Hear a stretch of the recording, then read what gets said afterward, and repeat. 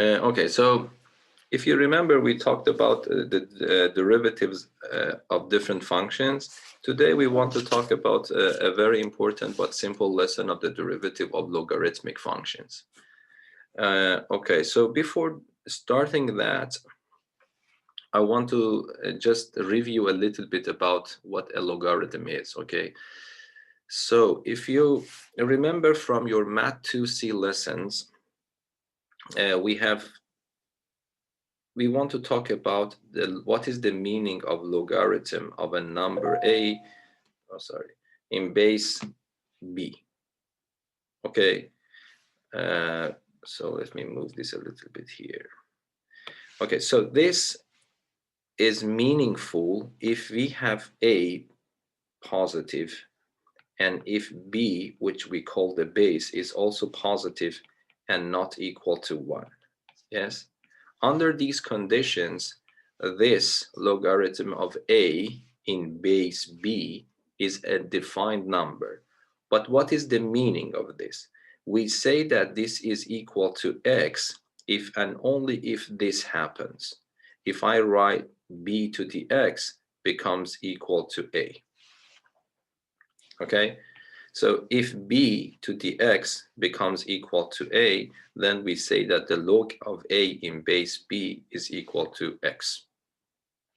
So in principle, you should be able to go in both directions. If a logarithm is given to you, you should be able to write it as an exponential. And if an exponential is given to you, in principle, you should be able to translate it back into the form of a logarithm. Okay, but you need to respect also these conditions. So what is coming in front of the logarithm should be a positive number. What is used as the base of the logarithm should also be not equal to 1. So it should be positive and not equal to 1. Under these circumstances, this object in mathematics is defined. And when you say this object is equal to x, what you mean is that base to this power becomes what is written in front of the logarithm. Yes?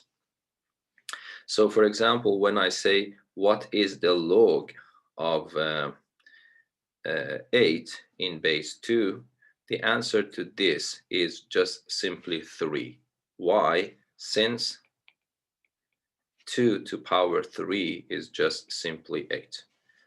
Because this is true because 2 to power 3 is indeed equal to 8. So because this is true, we can say that the logarithm of 8 in base 2 is also 3. For example, if I ask you what is the logarithm of 1 over 27 in base 3, okay, do you know what the answer is?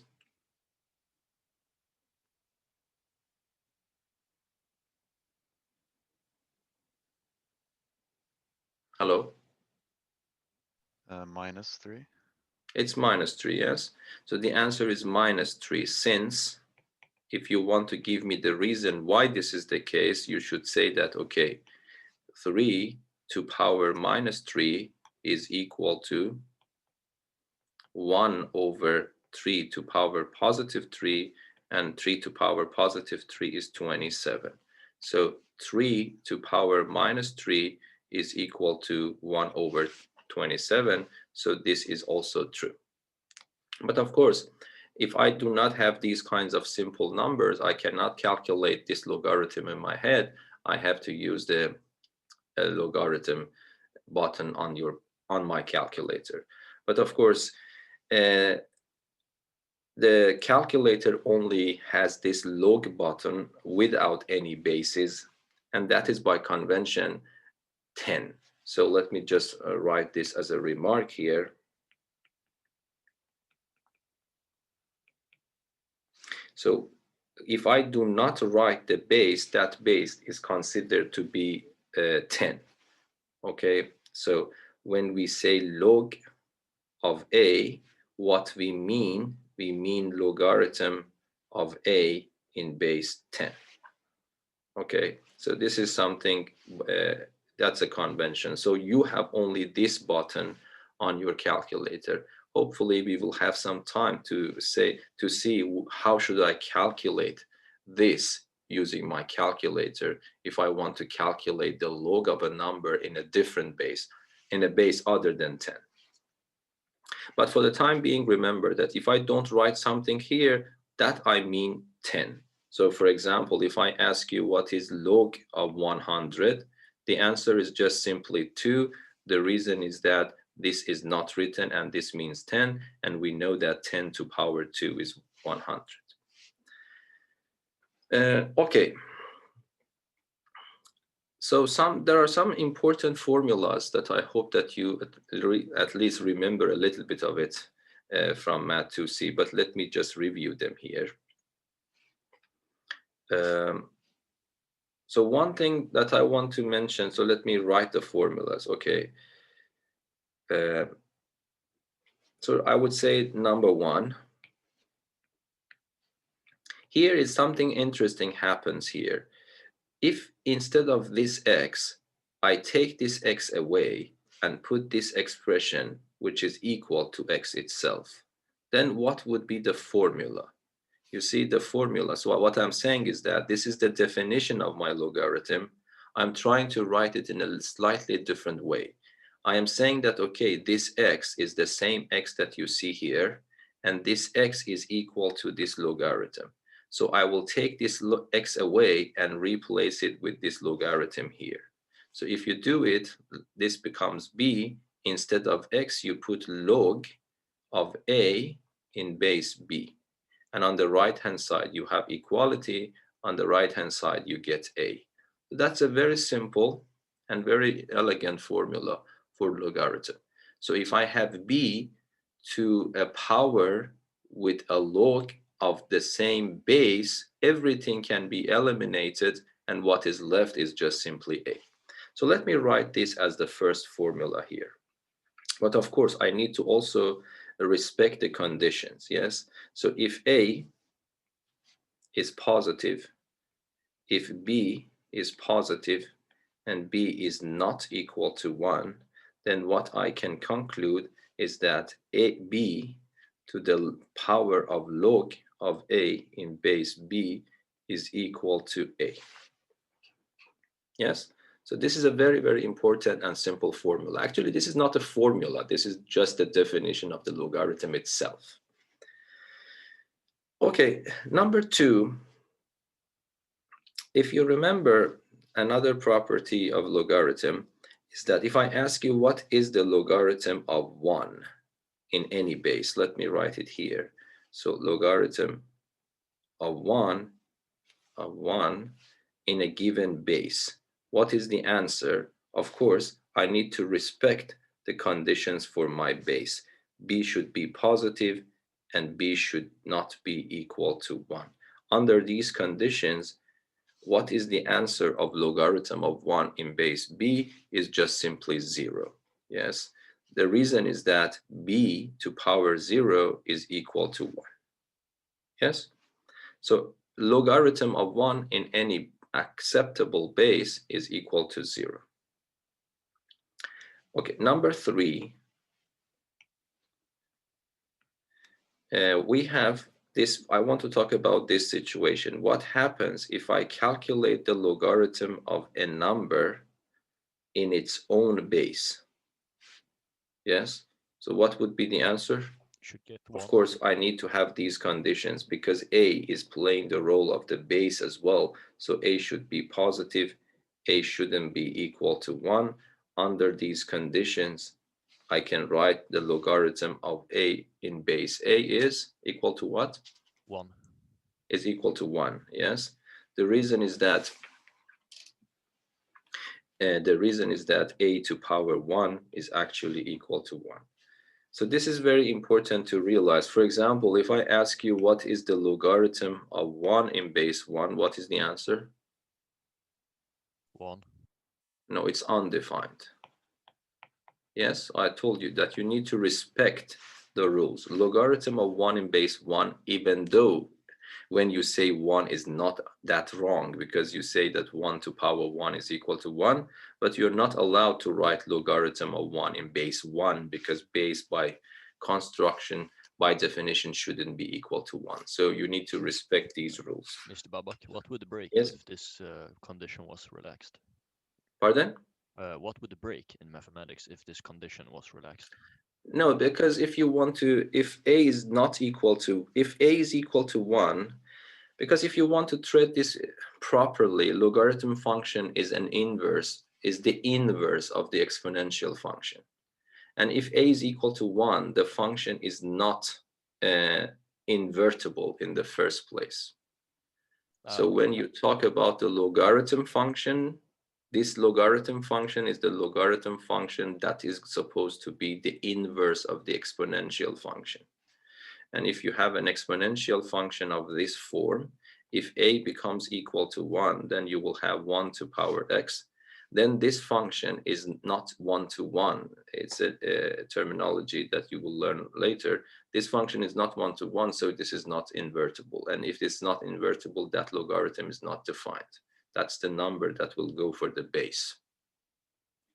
So exactly like convention. So this logarithm function, you can of course define something similar to logarithm that also works for one, but this is not this logarithm that we are using. Okay, so whenever, just I want you to know, when you see this logarithm, this is exactly what people use for this purpose. This is the standard logarithm, yes? So logarithm of 1 in base 1 is not defined. Okay, so number 4, we have another property, if you remember, that if x is positive, y is positive, b is positive, b is not equal to 1, then if I ask you what is the logarithm of the product of xy in base b, what would be the answer? The answer would be, I just want to review these things, logarithm of x in base b plus the logarithm of y in base b. So if you have the log of a product, this becomes the log of the first one plus the log of the second one. And you have something similar for division. I don't know if you remember, if x is positive, if y is positive, if b is positive and b is not equal to 1, under these conditions, you can write logarithm of x over y in base b is equal to the logarithm of the numerator in base b minus the logarithm of the denominator in base b. Yes. So this is the rule. There was, of course, some other rules, but there was one more in the book at least. So do you remember what was that?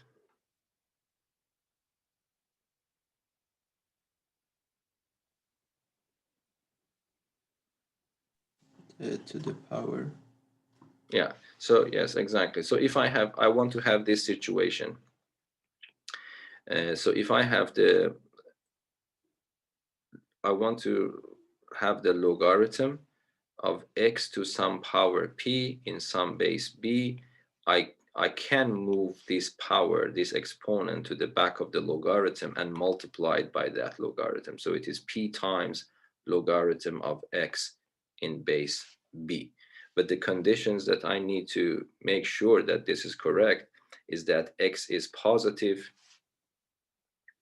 b is positive, b is not equal to 1, and p is any real number that you like. Under these conditions, you can write this is true.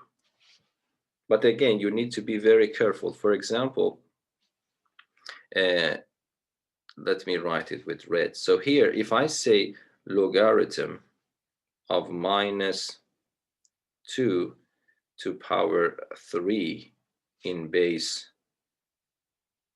no, let me make it power 4 in base 2.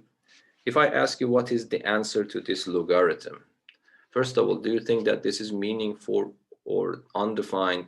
if this is defined, what would be the answer?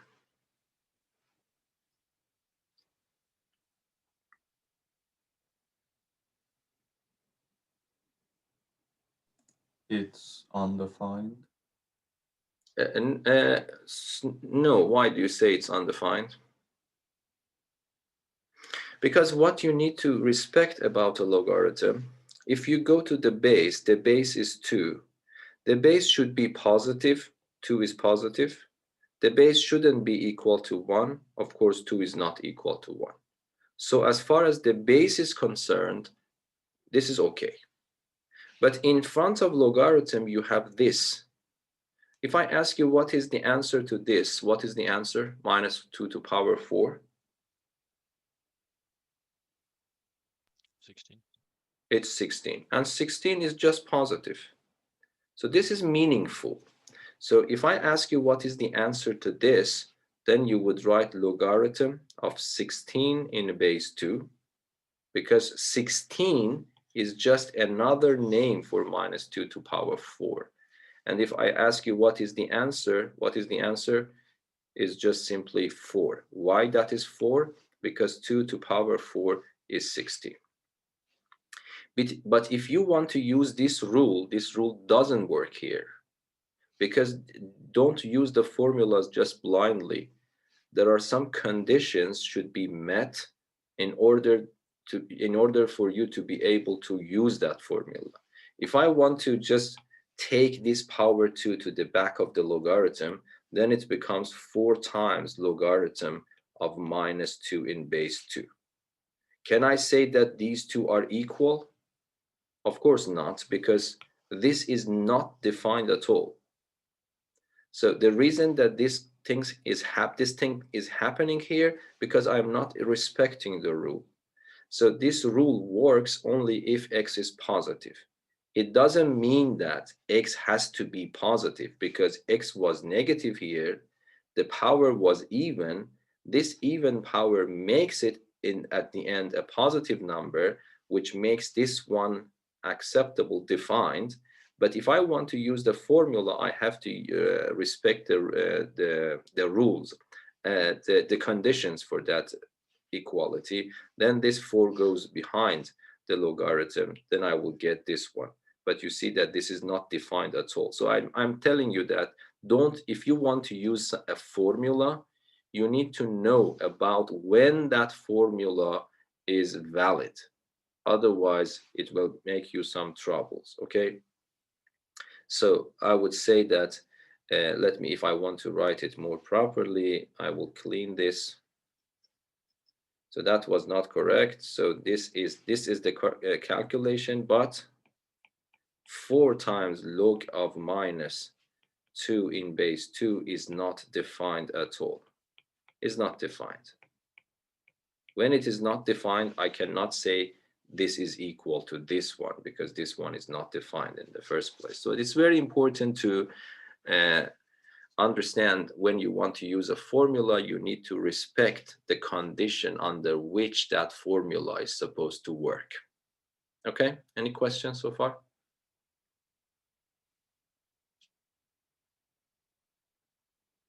Okay. Now, I don't know how much do you remember from Math 3C. If you have forgotten, I had some videos that I have finalized these exponential derivatives for Math 3C. If you think that you need that, you can go and watch those videos. But if I want to give you a very brief idea of what I'm going to do, if you remember, there was a number in mathematics we learned in Math 3C, and that was the Euler number, yes? So the Euler number,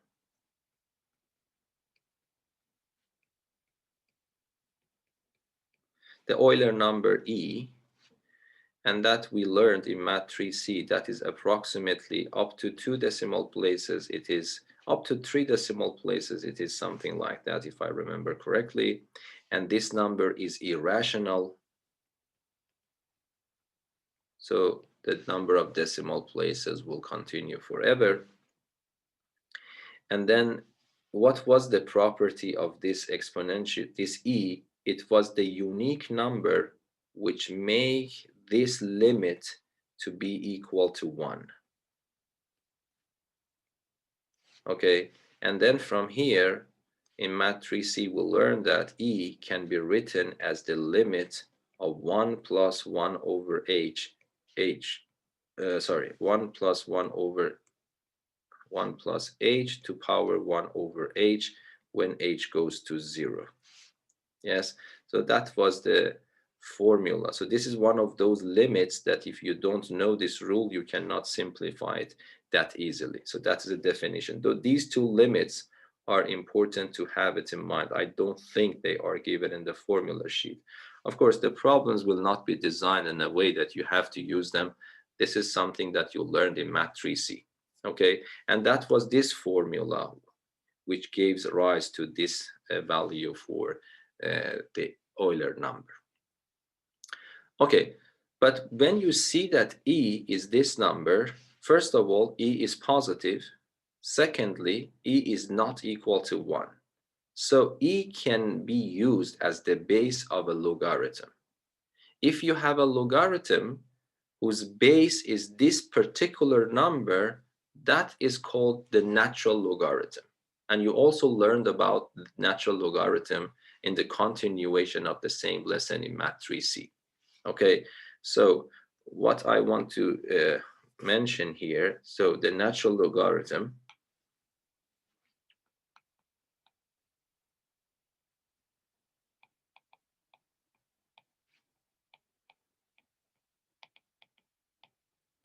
So what is the natural logarithm? The natural logarithm is a logarithm whose base is E. A logarithm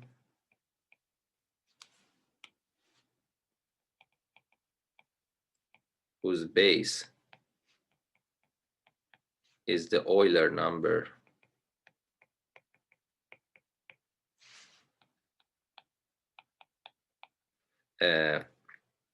E. And then we denote it by ln instead of log. Okay, so let me write it in this way, and it is denoted by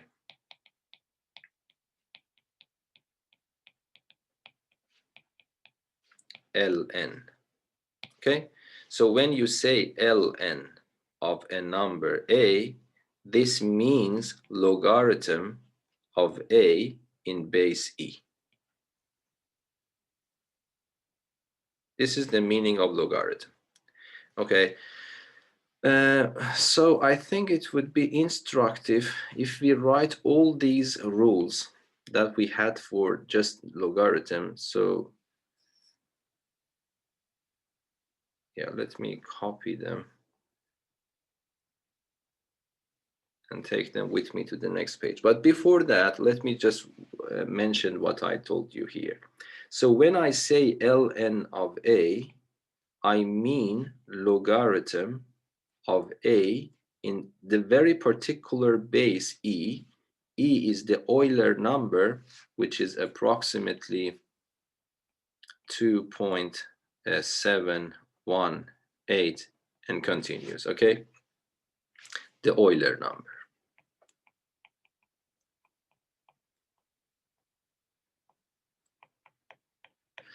Okay, so first of all, this E, I told you, it is positive, it is not equal to 1, so it can serve as the base. But what you see here, A, appears in front of a log.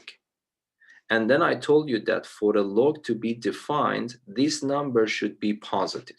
So this means that the ln of A is defined under only one condition, and that is A is positive. So if A is not positive, the ln of that number is not defined. For example, ln of 0 is not defined because 0 is not positive. ln of -1, ln of -1/2, they are not defined, yes? If you want to talk about ln of A should be a positive number. Okay, and then now, for example, when I ask you ln of A is equal to x, what is the consequence of that? Yes, instead of ln, you can write ln of a in base e is equal to x. According to the definition of logarithm, e to power x is equal to a. So it means that e to power x is equal to a. So this is very important to remember, that when ln of a is equal to x, it means e to power x is equal to a. Of course, a should be positive. Let me emphasize this again, and the other way around. So that is a very important formula. So if you don't mind, let me write this on the right-hand side so that I can put this in a box. So a should be positive. Under these conditions, we have this relation, which is the definition, another way of looking at the ln of a. Okay, now let me write these things here, paste it here, and then let me make it a little bit smaller, so because that's not the main point here. I hope that this is still visible. So let me put this one here, and I want to write the corresponding formulas with ln. Yes, so for example, if I want to write something similar to number 1 for ln, what should I write? I would say that if, can you tell me what should I write? Just tell me the formula, I will write the condition. So I want to write something similar for this, but for ln function, for the natural logarithm. E to the power of ln a is equal to a. Yes, exactly. So this becomes e, because what I want to do, I want to replace b with e. So this becomes e logarithm of a in base e is equal to a. So this is something that I know from my previous studies about logarithm. But today we learned that for this one, I can use another symbol, and that symbol is ln of a. So this means that e to power ln of a is equal to a. So this formula is much simpler, and it is easier to work in the natural logarithm than in a logarithm with a different base. Okay, so this is the first formula that I want to transfer here. Okay, but this will work under one condition, and the condition is that a should be positive. So I would write here that if a is positive, this means that e to power ln of a is simply equal to a itself. And that's a very important formula that I will use it. Okay, now let us go to number 2. Can you translate number 2? This tells you that logarithm of 1 in any base, acceptable base, is equal to 0. So what is the translation of this for ln?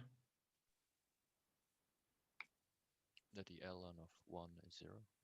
ln of 1 is equal to 0 because instead of b, I have logarithm of 1 in base b equal to 0 for any acceptable base. So if I write e instead of b, it becomes ln of 1 in base e logarithm of 1 in base e becomes 0, but logarithm of 1 in base e can be written as ln of 1. So ln of 1 is 0, as simple as that. And I don't need to have any conditions at all. So ln of 1 is equal to 0. So remember these. ln of 1 is equal to 0. How the third formula translates itself?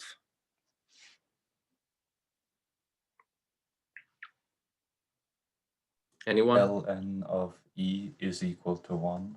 Yes, exactly. So this becomes ln of e is equal to 1.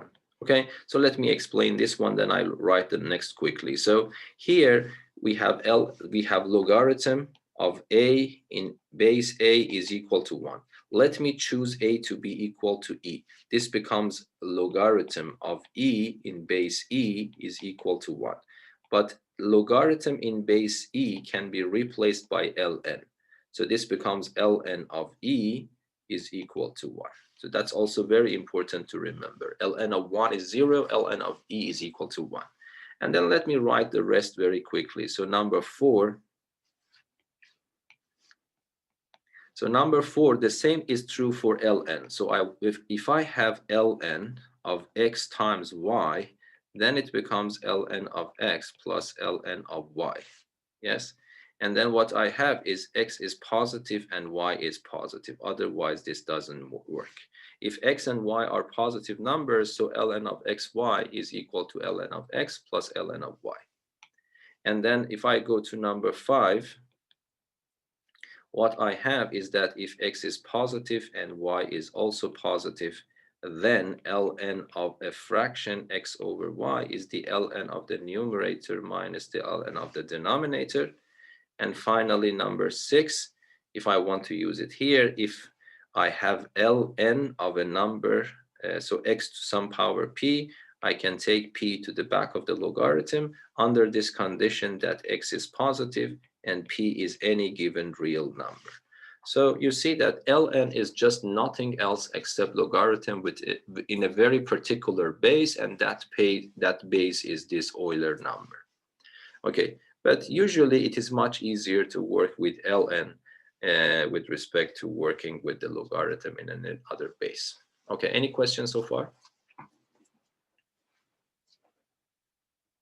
It's pretty clear.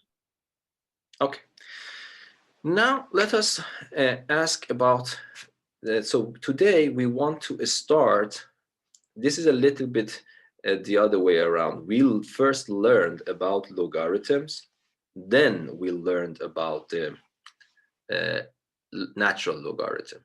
But when it comes to derivative, it is always easier to start working about the derivative of the natural logarithm and try to find a formula in general for any kind of logarithm. The natural logarithm is given in the book. The derivative of the natural logarithm is given in the book, but for some reason they didn't talk about the derivative of any logarithm. I will teach that part also for you, but you don't need to learn it if you don't like to, okay? So the question is, I want to calculate the derivative of the ln function.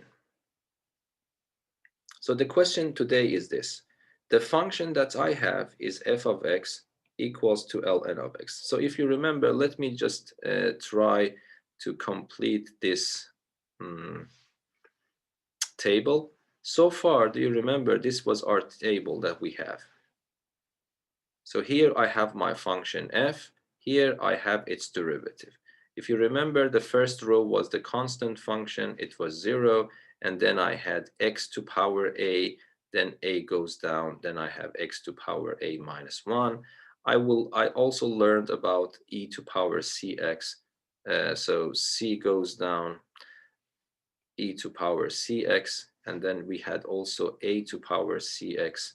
If you remember, c goes down. Of course, we can also talk about these formulas today, but I have already talked about them before, so I don't want to repeat them here. So a to power cx, ln of a. So what was the next formula we learned? That if you remember last session, we learned about the derivative of sine of x. It was cosine of x. We also learned about the derivative of cosine of x. It was minus sine of x. And today we want to extend our table to ln of x and answer this question. So we want to see what is the derivative of ln of x. So this is the question that I want to answer today.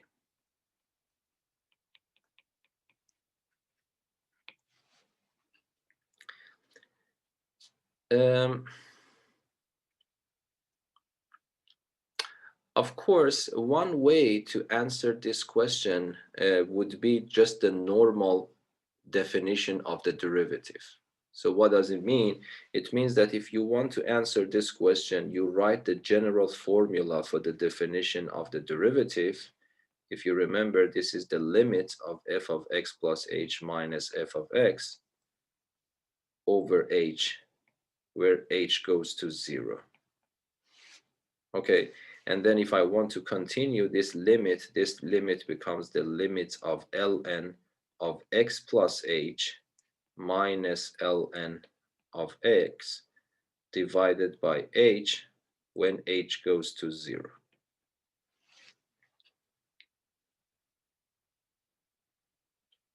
Okay, if I want to continue this, it would be a little bit complicated. Okay, so if I want to calculate this limit. But now that I have the chain rule, and then I know about the derivative of this exponential function with base e, I can do it in a very easier way. Of course, I'm not saying, for example, if you want to continue this, you need to use this property. You can write the limit, and then I have ln of a number minus ln of another number. So if you remember, one of the properties is this one. If I have the difference of two ln's, I can write it as one ln of the division of these two numbers. So if I want, I can write it as ln of x plus h divided by h. Yes, and then divided by another h, which is in the denominator. H goes to 0. Okay, and then this becomes the limit. This can be written in this form. This can be written as 1 over h multiplied by ln of x plus h divided by h. H goes to 0. Okay, here what I can do, I can write the limit. Baba, Yes? it should be x plus h over x. Yeah, thank you very much. Thank you very much. This is not x. Yeah, thank you very much. I realized I made a mistake here. You're right. And thank you. So this I have to divide by x, because this is not h, this is x. I have to replace this one as well. Thank you. Oops. This is also x, and this 1 over h is correct. Okay, is that correct now? Okay, and then you can write 1 over h, then you can write ln, you can divide x by x, and then h by x. When you divide x by x, it becomes 1. And then if you divide h by x, it becomes h over x. Okay, and then you can take this number, which is in the back of the ln, and put it on top here. So I can take this 1 over h and put it up here. So this becomes the limit of ln of 1 plus h over x to power 1 over h. Let me make it more clear. 1 over h, h goes to 0. Okay, this calculating this limit is possible. I'm not saying that this is not possible, but it becomes a little bit harder if you want to do it. Okay, and if you want to do it, you need to use this limit that I wrote here. You see, this limit that you see here is e, but this is a little bit different. There is an x in the denominator here. So there is an x here in the denominator. So this, you need to find a way to calculate this limit with having this x in the denominator. Okay, so this is not the way that is presented in the book. I just want to tell you that this is possible if you want to do it in this way. Okay, then what we need to do if I want to calculate that limit.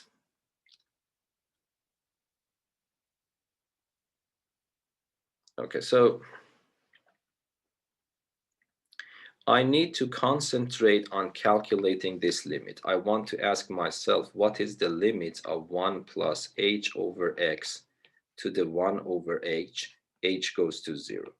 If I can calculate this limit, and if I calculate the limit of this part, when I got the answer, I can take ln from the limit of this part, and I can answer the whole limit that I am looking for. So this is why I am telling you, the hard part is to calculate the limit of this without ln for the time being. Let us ask this question. But if you remember, let me just repeat this.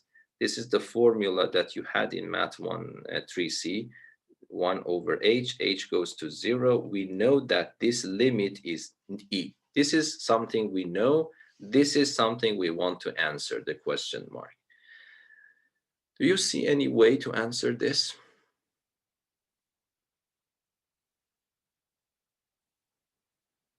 And by the way, one thing that I should mention is that when I am talking about the function ln of x, automatically it means that x is positive. Otherwise, ln of x is not defined in the first place. Mr. Bubble. Do you see a way? This is a Mat3C formula. I am asking you, do you see a connection between this formula that in principle you learned in Mat3C to be able to answer this question mark where x is a positive number?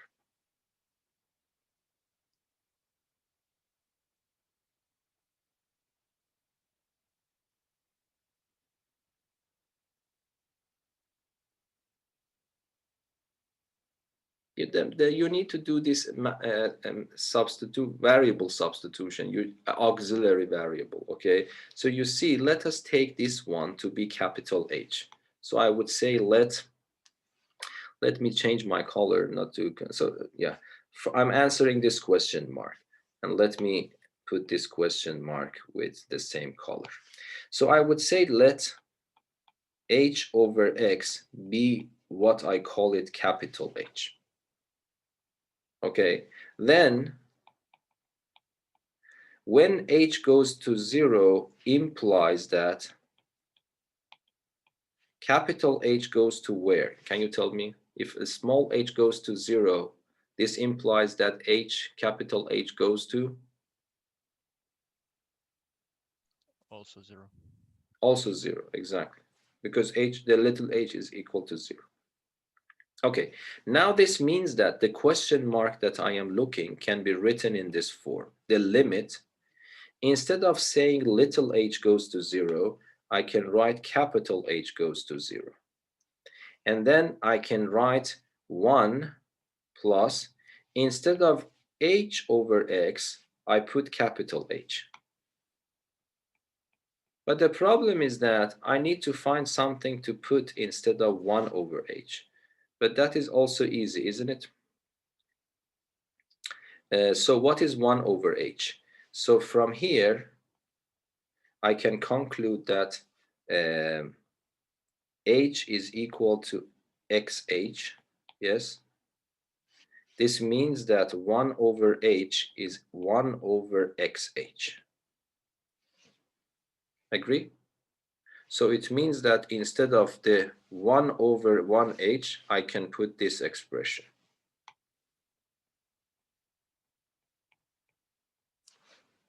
Yes? But now, can you see, more or less it is done.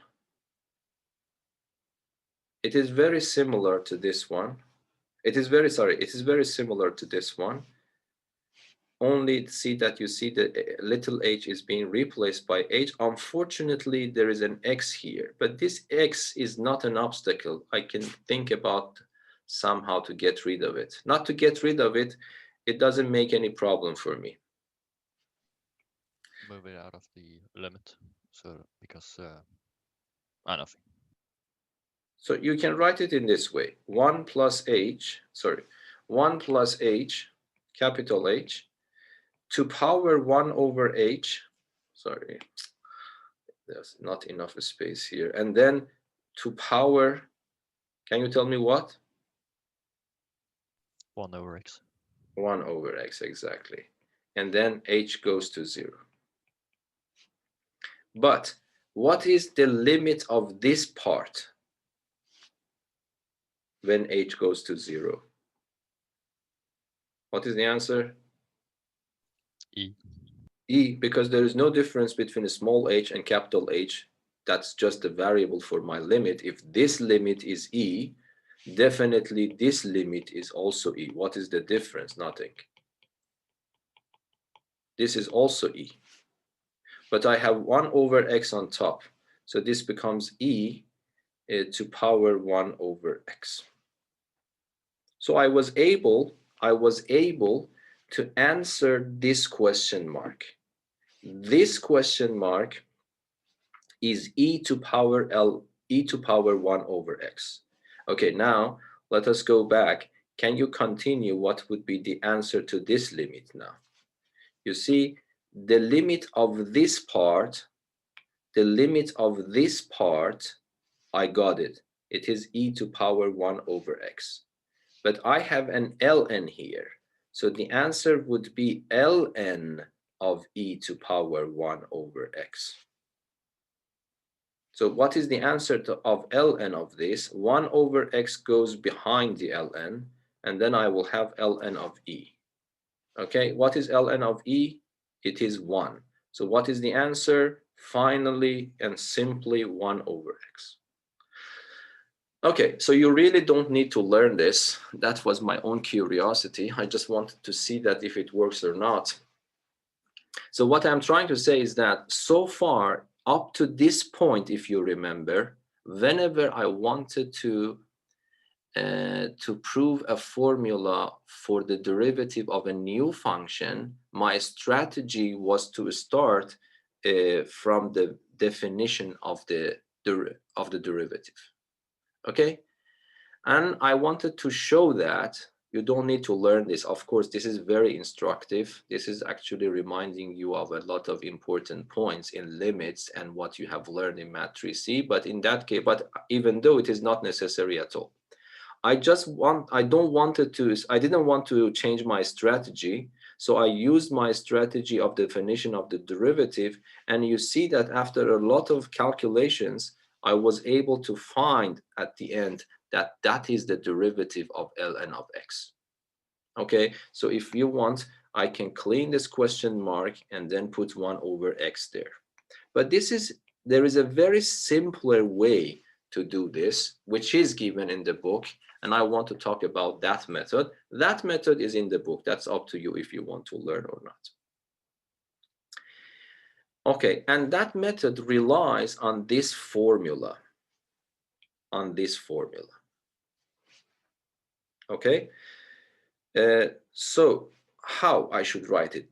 So let me just derive the same formula in a different way. So again, my question is that f of x is ln of x.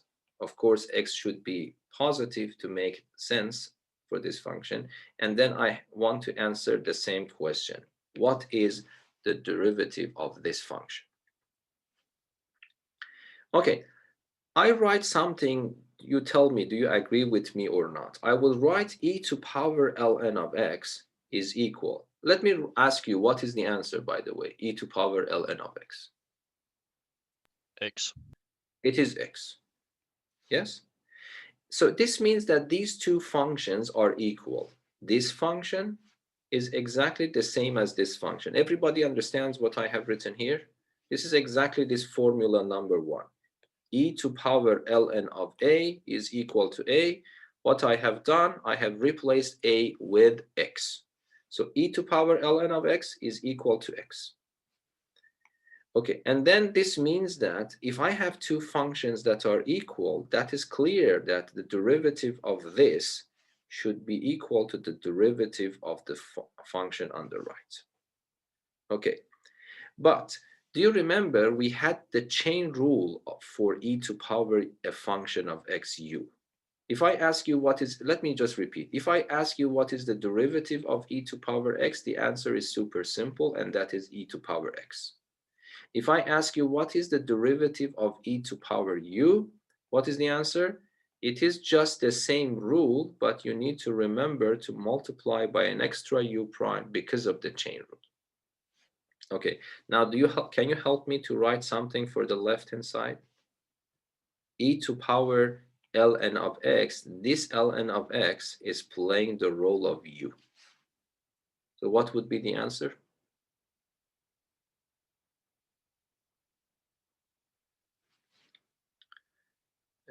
Might be you are missing something. E to power u prime, what is the answer? It's e to power u. It's the same function multiplied by u prime. So what is this?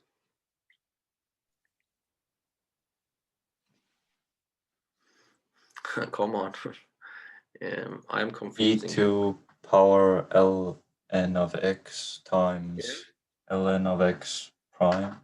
Exactly, exactly. So that is the chain rule. So it becomes e to power ln of x multiplied by ln of x prime. But hopefully now everyone knows about the derivative on the right-hand side. The derivative of x is simply 1. So by the way, what is my question mark? This is my question mark. Because I don't know it, I am supposed to find the derivative of ln of x.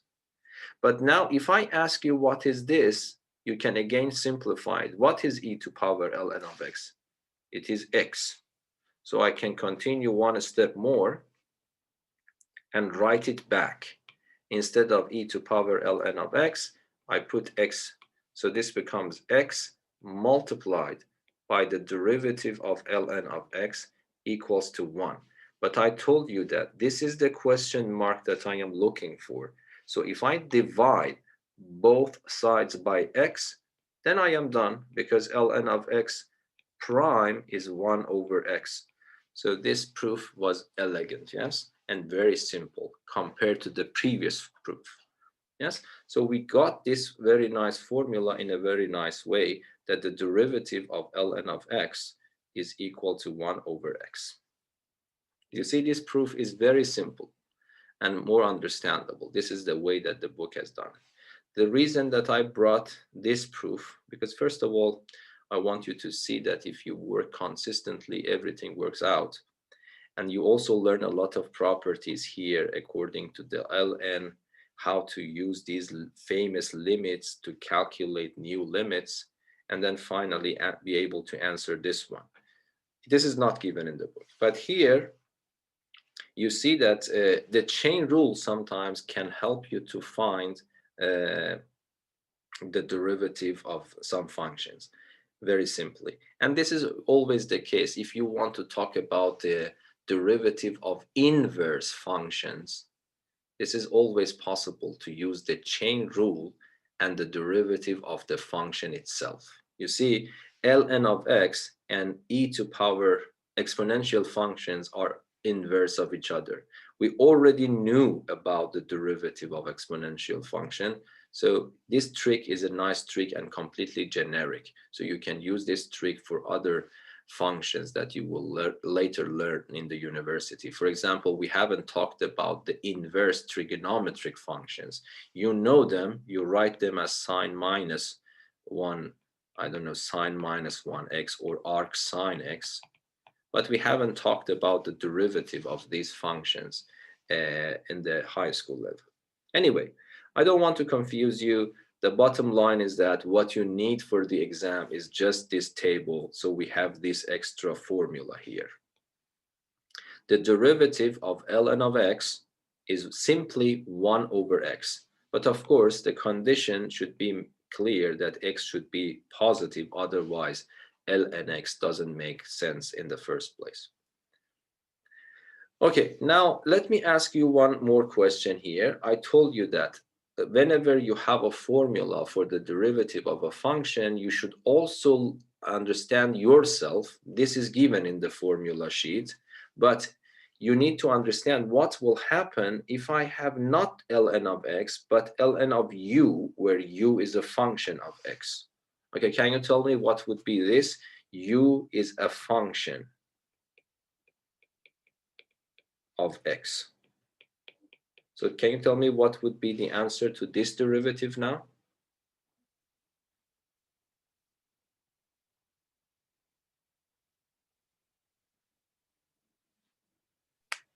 Would it be 1 over u times u prime?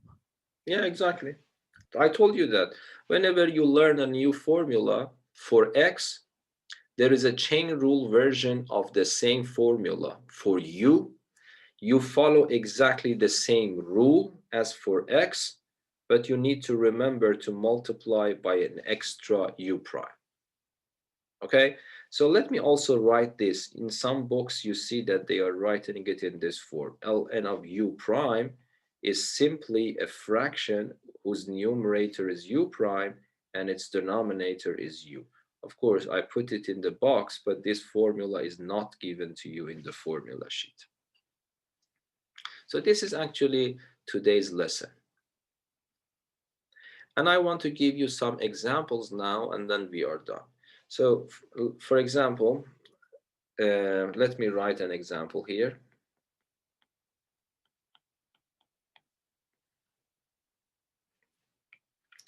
Let me make it simple. Differentiate.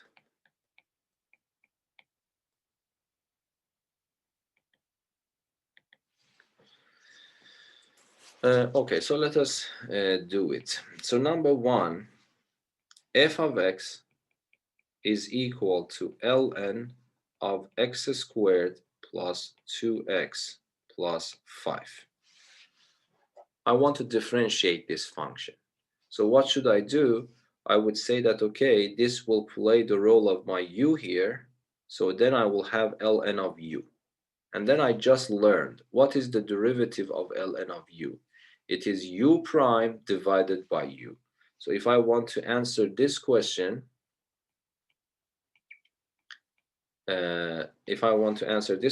f prime of x is just simply a fraction whose numerator is the derivative of u, and then the denominator is this. But you shouldn't stop here because there is a prime left, so the derivative of the numerator becomes 2x plus 2, and the denominator is x squared plus 2x plus 5. And that's the end of the problem. Any questions here? Okay. Number 2. So I will have this function, for example, f of x is equal to minus 5 times ln of cosine x. Okay?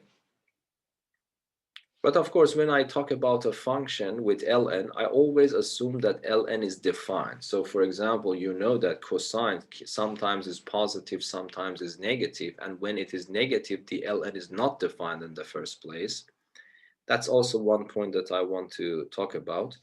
But when I write this function, it means that I am restricting myself to those values for x for which ln is defined. So it means that I'm not considering those values for which cosine is negative. That's implicitly considered when you are looking for the derivative of a function involving ln. Okay, so if I want to differentiate this function, what should I do? I would write f prime of x is equal to, this is just a multiplicative constant, so I just keep it. Then I reach to ln, but now this cosine of x is playing the role of u. So what should I do? I would write a fraction according to this formula. You see, I take u to the denominator, and in the numerator I put u prime. So this becomes cosine x in the denominator and cosine of x prime in the numerator. So this becomes minus 5, and then you have cosine of x prime. If you see to this table, which will be given to you, the derivative of cosine is just simply negative sine. Okay, so if I come back here, I put negative sine x, and the denominator is cosine x. Of course, differentiation is finished here, but this is easy to simplify. This negative sign and this negative sign becomes positive, and then sine over cosine has a better name, and that is tangent. So the answer to the derivative of this is just simply 5 times tangent of x. Yes? Okay, so that is also one problem. We can also consider this. For example, g of x is equal to ln of 1 plus square root of x squared plus 1. Okay, I want to differentiate this function. Okay, so that's also simple. So g prime of x is equal to, this time, this is playing the role of my u. So the derivative of ln of u is just simply u prime divided by u according to the formula we just got. So this becomes equal to, I will take u to the denominator, and I will take the derivative of this u in the numerator. Yes? So in the denominator, I don't have anything to do, so just copy and paste. Oh, sorry. So x squared plus 1, but the derivative of the numerator is the derivative of the first one, which is 0. The derivative of the second one involves another chain rule, yes? Because I have a square root of x, the derivative of a square root of x is 1 over 2 square root of x, but the square root of u, then I will realize it myself. It follows the same rule, but I need to remember to multiply by an extra u prime. So I will do the same thing. I will give the role of u to x squared plus 1.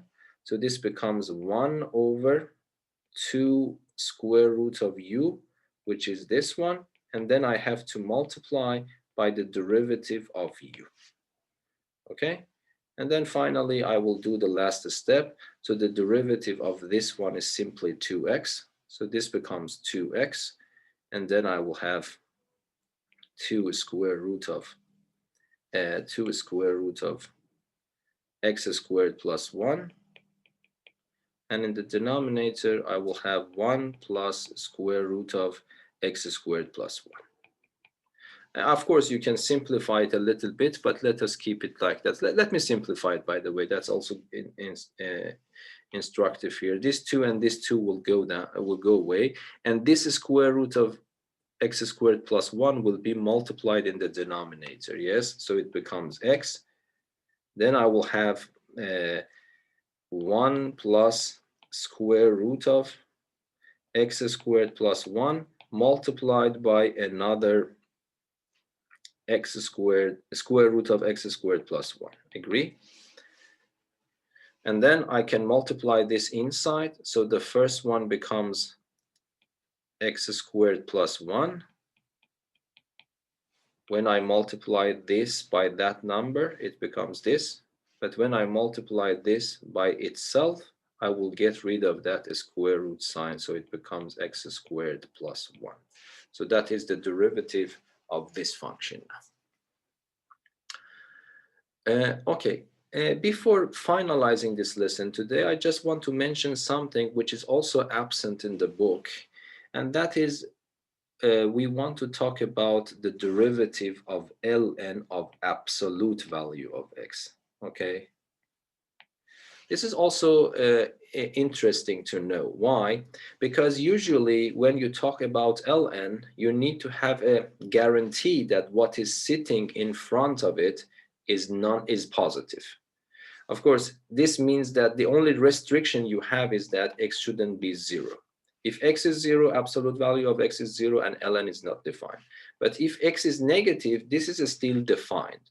So this is good to talk about the ln of this absolute value.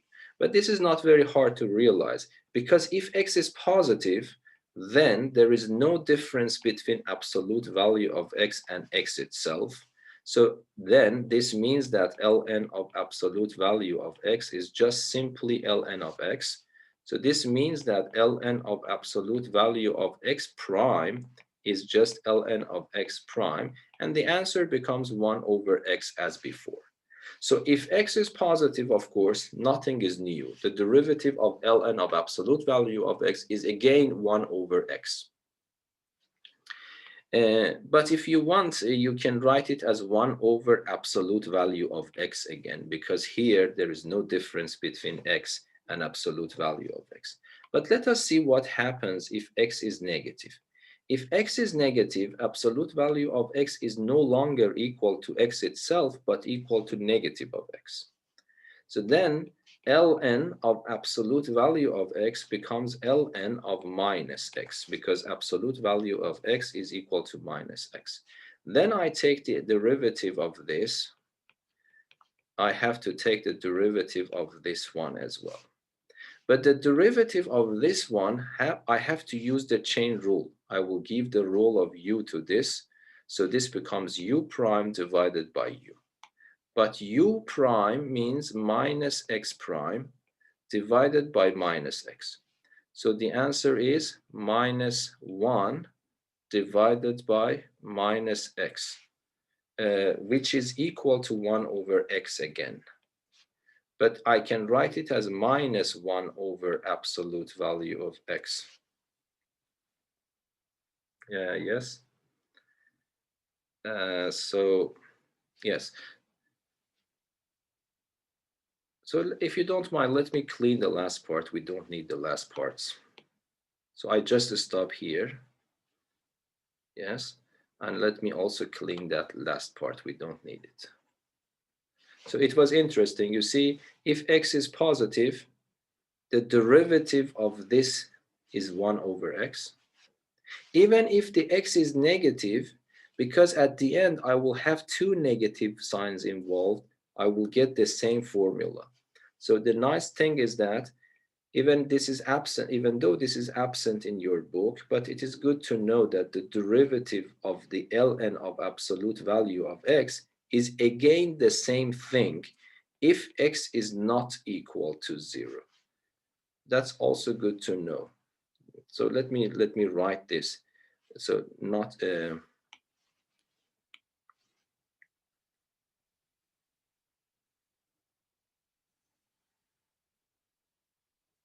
so not in the book. So when I say it's not in the book, it means that you don't need to be worried, but I just want you to know about this, because that's also very important. So the ln, so let me compare them. If I ask you what is the derivative of ln of x, you say it is 1 over x, but here the condition is x greater than 0. Yes, this is in the book. But if I ask you what is the derivative of ln of absolute value of x, the rule is exactly the same. It is 1 over x, but it is more relaxed.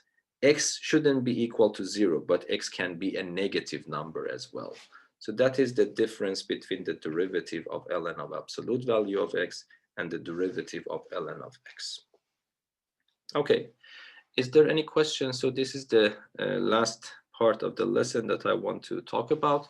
I will also write on a SchoolSoft which pages that you need to read and which pages you need to solve the problems.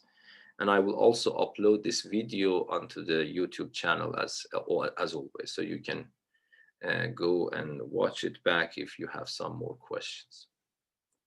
I think that's also good. If I put the lecture notes, I will put the link to these notes below that video on the YouTube channel. Of course, I will also upload this to the Google Drive in the lecture notes folder. Okay, any questions? No? Nope. Okay, so I will stop this video